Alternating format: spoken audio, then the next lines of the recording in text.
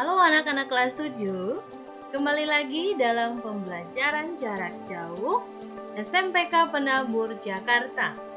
Dalam pelajaran biologi, kali ini kita akan membahas materi kita tentang pencemaran lingkungan.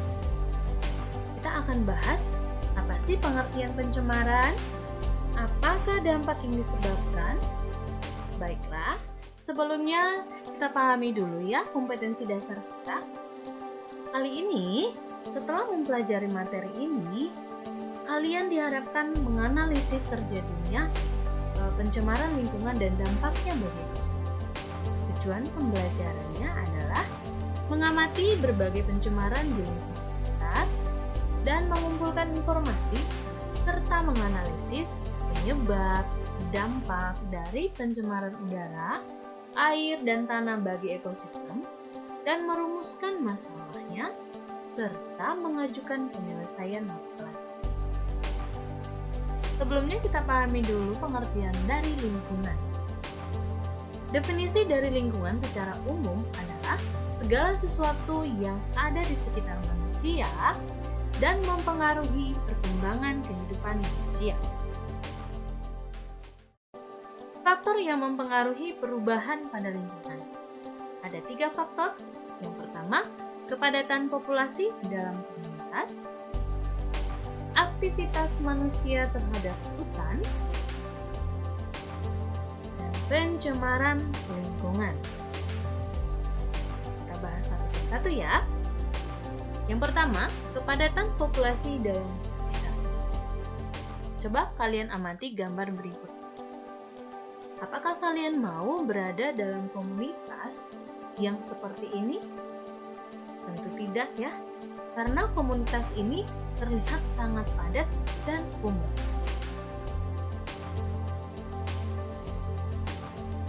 Dinamika penduduk. Penduduk adalah populasi manusia yang menempati suatu wilayah. Jadi, dinamika penduduk adalah jumlah penduduk di suatu wilayah umumnya berubah-ubah dari waktu ke waktu. Dinamika penduduk dipengaruhi oleh 2 faktor. Yang pertama, faktor demografi. Yang kedua, faktor non-demografi. Apakah perbedaan kedua faktor ini? Yuk, kita pelajari lagi. Faktor demografi. Faktor ini berpengaruh secara langsung terhadap perubahan jumlah penduduk pada suatu wilayah. Contohnya apa aja? Pertama, kelahiran atau disebut juga natalitas. Yang kedua, kematian atau mortalitas. Yang ketiga, perpindahan atau migrasi. Jadi, dapat disimpulkan bahwa natalitas, perpindahan atau migrasi, dan mortalitas mempengaruhi secara langsung faktor dinamika. Yang kedua, faktor non-demografi. Faktor ini tidak berpengaruh secara langsung terhadap perubahan jumlah penduduk, tetapi cenderung kepada faktor yang mendorong terjadinya perubahan penduduk pada suatu wilayah. Contohnya apa aja? Yang pertama, pendidikan. Yang kedua, kesehatan. Dan yang ketiga, lapangan pekerjaan. Tidak secara langsung, namun mempengaruhi. Masalah kepadatan populasi manusia. Kepadatan penduduk dapat dihitung dengan rumus jumlah penduduk dalam hitungan jiwa per luas wilayah kilometer kuadrat. Pertambahan jumlah populasi manusia yang besar tentu akan mempengaruhi daya dukung lingkungannya. Apakah dampak peningkatan populasi manusia?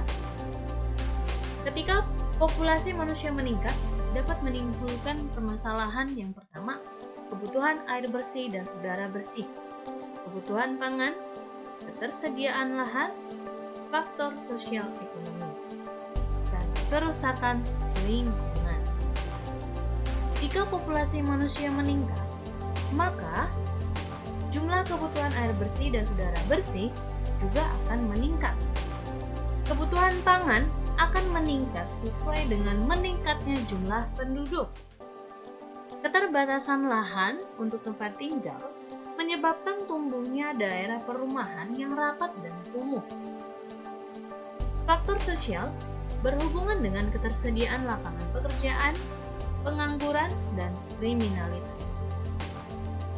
Banyaknya lahan kosong dijadikan sebagai lahan perindustrian dan perumahan. Upaya menanggulangi masalah kepadatan populasi. Pemerintah melakukan penyuluhan dan program KB dengan NKKBS atau Norma Keluarga Kecil Bahagia Sejahtera, di mana hal-hal yang terkait dengan program KB ini diharapkan penduduk dapat mengatur usia perkawinan, mengatur jarak kelahiran dan jumlah anak yang disarankan, dan penyuluhan kesehatan ibu dan anak melalui puskesmas.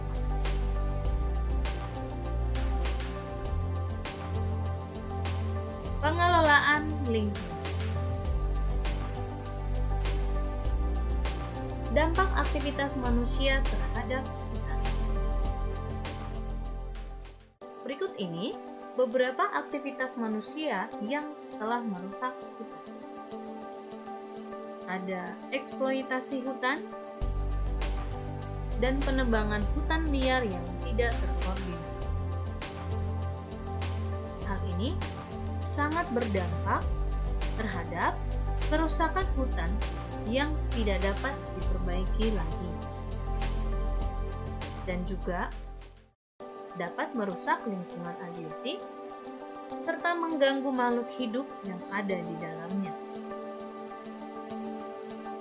Apa sih manfaat hutan? Hutan sangat bermanfaat bagi kehidupan kita. Yang pertama, dapat menahan erosi dan longsor. Yang kedua, sebagai habitat bagi flora dan fauna. Yang ketiga, hutan adalah penghasil oksigen yang terbesar, sehingga disebut paru-paru bumi. Yang keempat, menjadi tempat wisata alam. Yang kelima, filtrasi air. Yang keenam, sarana edukasi dan penelitian.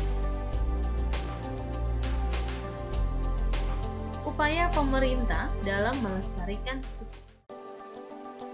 Yang pertama, pemerintah memberikan HPH atau hak pengusaha hutan agar manfaat hutan lebih teratur. Yang kedua, menetapkan peraturan tebang pilih agar tanaman yang hanya layak ditebang itu saja yang ditebang dan melakukan rotasi penanaman. Yang ketiga, melakukan reboisasi. Berikutnya, dampak aktivitas manusia terhadap pencemaran lingkungan. Sebelumnya, pengertian dari pencemaran atau polusi adalah rusaknya atau terganggunya lingkungan akibat masuknya unsur yang jumlahnya melebihi jumlah normal atau berada tidak pada tempatnya. Polutan. Polutan adalah bahan atau zat yang menyebabkan pencemaran. Contohnya, debu, pasir, partikel, zat cair atau bahan kimia, bunga cair, gas, dan juga mikroorganisme.